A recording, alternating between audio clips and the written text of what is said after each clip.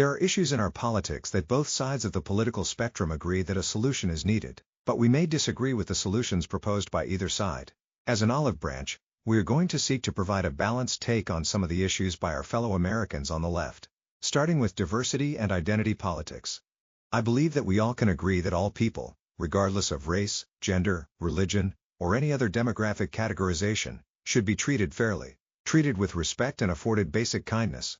Also, I believe that people should neither gain opportunity solely based on their demographics or political identity, nor should they be denied opportunity because of the same. That should not be controversial. But identity has become a battering ram to accept ideas and policies that have opened the door to radical extremism that we are now forced to confront in the modern era of our politics. When there is a clear lack of leadership in an individual person or in terms of thought leadership, those voids will be filled. We just need to make sure that it is filled with ideas that are consistent with our shared values and principles. There is no denying that our demographics play a major role in our personal lives. Our cultural background, the level and quality of our educational training, our social network, and social norms frame the decisions we make each and every day. It impacts our economic choices, social choices, and individual decisions that may be meaningful or meaningless. And our backgrounds and story is what makes you unique. But that is not what makes you necessarily qualified for economic opportunity. The aspects of your life that you actually purposefully pursued, like your educational skill set combined with your work experience and reputation, are what is the part of your story that is the most merit-based. Unfortunately, in our recent political discourse, the progressive left mainly is obsessed with identity politics and selling a narrative that negatively shapes the United States of America based on race relations over our existence. While pushing for diversity is something positive, the use of race relations for political agendas that do nothing to really improve race relations is the issue or problem. Especially when the narrative is that the United States is systemically racist. And furthermore, that America is irredeemable because of race issues in our history. They are fundamentally flawed in the line of thinking and their ideas, as those ideas do not actually unite society, but further entrench racial tension, especially ones that are not currently present in the same level as far past generations.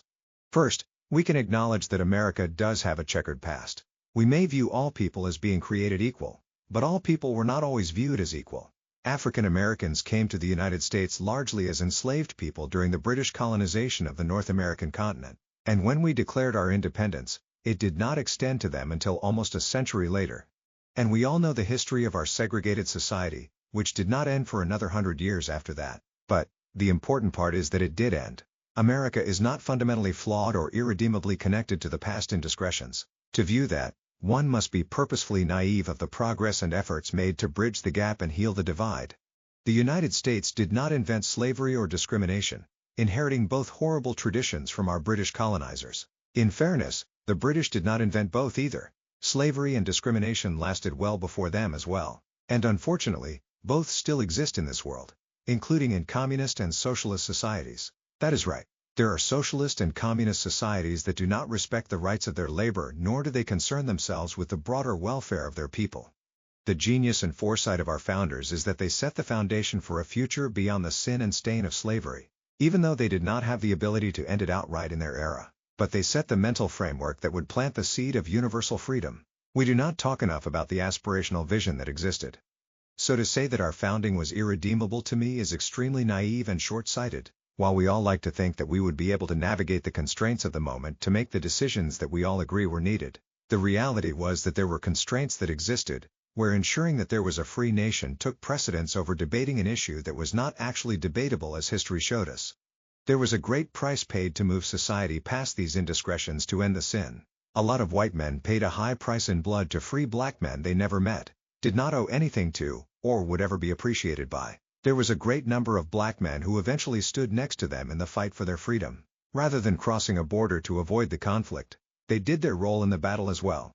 Still, it took another century to truly make the leap that demographics do not make people genetically deficient to another, that we are all truly born equal from our Creator, and it is what we do in life that makes us stand out. In the current era, we are finally at the point where we can truly feel that everyone has equal and fair chances for success. There will always be some tensions, as individuals competing for opportunity and resources may compete with people of a different group, and the best person in terms of merit should get the opportunity. And, if there are manipulations, then those people committing racism and other forms of discrimination should be held accountable, but not simply because of their demographics. Progressives do not see it that way. Rather than being forward-thinking, they are choosing to relegate their ideals to the past, find themselves in the view of America rooted centuries ago, a view that most people of color have elevated past a long time ago. Somehow we are supposed to believe that discrimination will cure discrimination as long as the beneficiary is considered a harmed class, but this is not what anyone truly wants or desires. Back then and now, people just truly want a fair opportunity to prove their worth and show what they can do. They do not want to be denied opportunities solely because of their demographics, and rational-minded people do not want to receive opportunities solely because of it either. Why? Because discrimination in all its forms, traditional or reverse, dehumanizes people. It makes people lesser than they truly are, and those who truly want opportunity, economic elevation, and success value the path towards earning it. Regardless of anyone's skin color, gender, religion, or ideology, they truly want to earn their keep and show what they can create. That is truly the American dream. We may not become captains of industry, world leaders, or inventors, but we all want to be able to look at our lives at different points and be proud of what we achieved and able to determine what comes next. Americans do not desire to be viewed as animals incapable of providing for ourselves or dehumanized by being prevented from the opportunity to do just that. Rational Americans have chosen to move towards colorblindness and focus on merit and building diverse pipelines that create opportunities for people to succeed based on their own efforts. Focus on creating a level playing field and let everyone compete. Demonstrate your skill set, not your story, family connection, nor government status. Show what you can do, ideas that will create value, and the plan to bring the idea to reality. Progressives prefer to view people of color as somewhat defective and in need of perpetual tending by the government. Conveniently, this viewpoint ties the tending to the political power for progressive politicians. People do not need babysitters or allies, just opportunities and visibility. Expand access to exposure to economic ventures for all people, and allow them to compete without advantage or anchors. That is what rational people really want. No one wants more government. Why should the default thinking by anyone in society be that all white people are racist unless they prove otherwise? Is that not discrimination in the same form? Identity politics regresses our society in many ways and does equal harm as the harm it theoretically intends to fight. Advancing stereotypes to fight stereotypes or corner policy discussions is harming real progress in our society, to the point that we should be generally concerned if those advocating for this line of thinking really want to improve race relations. America does not need another revolution or fundamental changes to our way of life. We just need to be able to rationally deal with day-to-day life with a focus on behaving morally, respectful to each other, and abiding by the laws.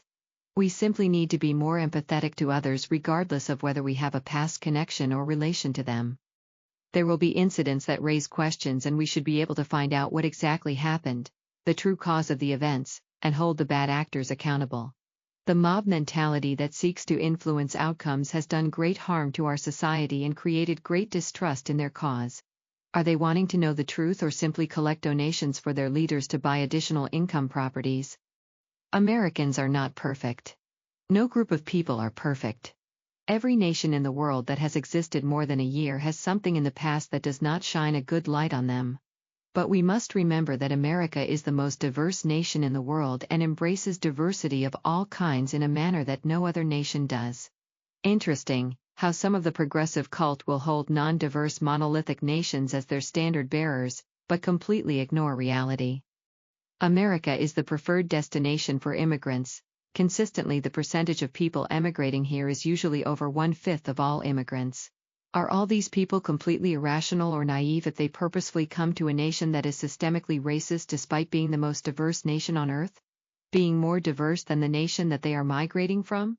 The progressive math is not adding up. And their logic is not logical. America is not systemically racist. There are people that hold hate for other people. That is unfortunate and something that exists everywhere. And is multi-directional. Hate should not exist and is not right. Unfortunately, we are seeing people that proclaim that hate has no place in their homes and lives show hate. All forms of hate are unacceptable. As many podcasters have pointed out, the demand for discrimination by progressives has far exceeded the actual supply of legitimate discriminatory events.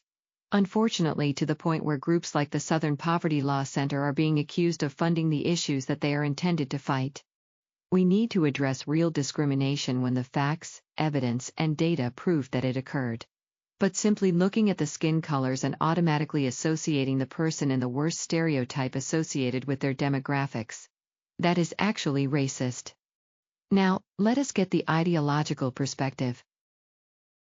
A picture tells 1,000 words, but never the whole story. From the center-right to conservative perspective, they would prefer that we accept a color-blind approach as well as be considerate of the progress we have made. And they are not wrong. A major issue with the progressive mindset is that they focus a great deal on what the image rather than the substance. Inclusivity and community are important. But each one of us is more than our race, gender, religion, or any other demographic characteristic. Each one of us is unique and not a token individual to make a picture look a certain way. I can understand how a person may walk into a room and see how everyone looks and may feel a certain way. For instance, if you are dressed in shorts and a nice shirt, but walk into a restaurant where everyone is in suits and evening gowns, you are going to feel out of place. But clothing is not always reflective of true wealth or fit. There are people who dress nicely, but do not have a dime to their name. And there are some people who are casual to their core and have plenty of discretionary spend. You cannot always judge a person by superficial characteristics. People do not always conform to traditional norms or want to spend money on fleeting items. I am not sure that there are really any well-adjusted people who go into a room and count the people based on their demographics. How to categorize political ideological association based simply on looks? Chris has told the story of how people go up to him because he may look the same and they assume his politics. To the point that they feel comfortable saying political quips, only to become uncomfortable when he counters with facts that they cannot refute, or questions they were not expecting to answer. People are all individuals, and to believe that all people will connect on superficial commonalities is a bit naive. Humans have intellect, personalities, and individualized traits. To believe they are sheep for the shepherd is short-sighted and naive. But we do have a flaw in our logic that we assume that the whole world is exactly like us. Something progressives complain about in others, but practice it themselves. People all do not want the same thing in the same proportion. Not every job, every field is going to resemble statistics. There are some career paths that appeal to certain groups and communities more than others. Through experience, family tradition, or interests. Rather than obsessing about forcing people who do not want to be in a field or are not fully committed to it, we should ensure that pipelines are diverse and opportunities do not have barriers. When I go to any place, I prefer that the person or people I am interacting with or doing business with are actually qualified and passionate about their work and responsibilities. Not simply there because the company wanted to make the company picture look a certain way, or shake up the organizational chart. We should be able to balance diversity, opportunity, and individual choice. And that does not make society racist to allow people to choose rather than forcing a statistic. That makes us naturally human and respectful of the individual. The path forward is to expand pipelines so that everyone has a fair chance to develop the skills needed to qualify for opportunities without lowering standards. We want people to race to the top rather than purposefully descend to the bottom. An economy based on merit with universal standards is the step in the right direction. People do not really want a handout, they want a helping hand to guide them or point them in the right direction and allow them to do the rest. Except for the blue-haired, angry, uninformed progressive. We never want to see people lose opportunity or the ability to feel safe because of race, gender, or any demographics, or politics exploiting demographics. The left supports inclusivity, but they seem not to see the flaws in viewing the world from the lens of identity. Facts are not racist, sexist, or any other form of discrimination, but you will miss the facts, evidence, and data if you purposefully view the world biasedly. People unite around common ideals, principles, and experiences. People do not unite by trying to abide by the sensitivities of others. Naturally, if other people are too much to deal with, you simply do not. People rarely choose the difficult path. Identity politics is unworkable. Sure, people should try to be welcoming and tolerate other people, but you cannot expect people to be sensitive to everything that you could take offense to besides the obvious. Most people have enough on their plate to concern themselves with the checkerboard of things others could take offense to. I think it is reasonable to expect people to show basic kindness and understanding, to treat others the way they want to be treated. But I think it is a bit unreasonable to expect people to walk on eggshells so that you do not find offense to something that is not generally offensive. Proponents of identity politics use it to wield influence by making everything conveniently racist. For instance, the recent debate over the classification by a group accepting government funding of politeness being a sign of white supremacy. I think most people of all backgrounds consider politeness as being a sign of good upbringing and emotional maturity. The acceptable counter to every argument should be not that it is racist, sexist, or other forms of ists, simply because the person does not want to reason or is unable to. We have allowed low-information people to claim discrimination at every turn, even when there is no shred of evidence, and we have regressed in many ways. As a result, America has not effectively countered radical ideas because of fear of being labeled and the hysteria that is associated with the label. So instead of debating issues around facts, evidence, and available data, people use identity politics to advance ideas. And people's fear or ignorance around the hysteria caused by this approach allows bad ideas to come to the forefront. For instance, the completely idiotic call for complete shifts in our culture, economic means, and way of life away from institutions that have proven to be universally good for all people regardless of demographics. The only people ironically calling for these ideas are the blue-haired idiots, or the fringe, who are usually addicted to substances. While biases are an issue, there are many reasons why economic outcomes vary besides just superficial factors. In many instances, people with differing cultural identities have the same outcomes when they share similar educational groupings or similar home structures. Addressing the actual factors that lead to a greater chance of poverty or lack of economic success can be more effective. Americans are not victims, and we need to stop pretending that everyone is one simply because they exist. From the left, you are a victim or a survivor and fascist if you disagree with them. That is how they want to organize society. But the reality, unless you truly had an actual tragic moment, you are only a victim of your own choices or complacency. The biggest challenge in our society is to tell people things that they do not want to hear, do not understand, or have no ready prescribed solution that does not involve hard work and effort. If you tell them that they are a victim, then they can take comfort that it is not their fault, and perceive that they bear no responsibility in solving their own problems. It is a clear and proven fact that more times than not, if you work hard, gain skills, and make good choices, you will make it in America. Be accountable for the quality of work you do, treat others with respect, and develop new ideas and process improvements to create value. You will make it in America. This is not just for the privileged, but for everyone. The key is to be able to learn, improve, and try. People who do not want to try seem to be willing to put in the effort to fabricate lies and create their victim stories. Sometimes you have to try harder than you expected, find innovative approaches, and be a better communicator. All skills that will make you better, but it is easier to be complacent in the idea that you gave the same effort as others, when you truly know that you did not. Let us stop trying to pretend that people are defective simply because of their demographics and that they need an empowered white person to guide them in life. Let us stop pretending that people of color are not able to live up to the same standards of others. The ills of low expectations and victimization have kept so many people tied to dependency and stunted their futures. That line of thinking is racist. Now, let us have a conversation about political integrity. We need to be able to see facts, evidence, and data as what they are, rather than filtering them through partisan or ideological frameworks. What we saw recently from another underperforming new governor was pretty troubling. Unfortunately, Governor Silly Cheryl, what her name should be, of my home state of New Jersey, made a fool of herself and embarrassed the Garden State last week when she spoke about the voting habits of illegal immigrants in the recent New Jersey elections. She stated that there are 6,600 illegals registered to vote in New Jersey and 400 of them actually did. She blamed it on a software glitch. She then went on a partisan rant where she did not use common sense, as she just proved the point that she was trying to negate, when she followed up with an attack on President Trump. I question whether she gave an accurate number for either the registered or the population that voted, as New Jersey Dems are not honest with numbers. This governor was the candidate who did not understand her own income. The software company quickly countered her statement, pointing out that the software did what the state paid them to make it do. The state bore the responsibility to vet the applicants and ensure that illegals were not registered. So it was not a software glitch, more that the state government, run by New Jersey Democrats, did not do their jobs. How could she have done it better? First, you clearly are presenting evidence that illegals were enabled to vote by bad leadership by New Jersey's state government, under then Governor Phil Murphy. You have to acknowledge the facts and evidence. You can add that it does not indicate that it is widespread, but that will only be believable if you are willing to turn over the data. And you should be stepping up enforcement to ensure it does not and cannot happen in the future. Keep in mind New Jersey does ask for your identification when you go to vote, so there is a voter identification requirement.